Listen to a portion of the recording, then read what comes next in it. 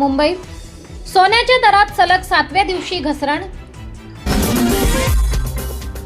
मुंबई नाना पटोले एका दिवसासाठी विधानसभेतून निलंबित।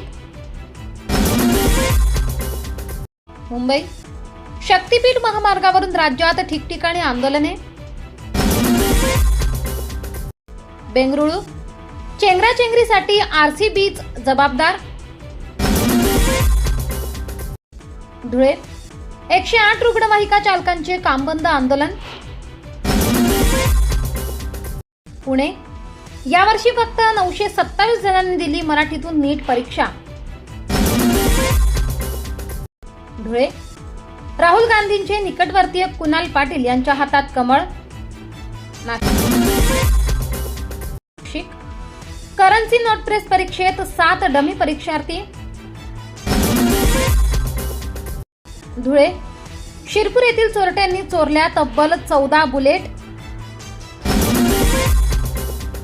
पालघर ग्रामस्थांनी 12 तास रोखला महामार्ग।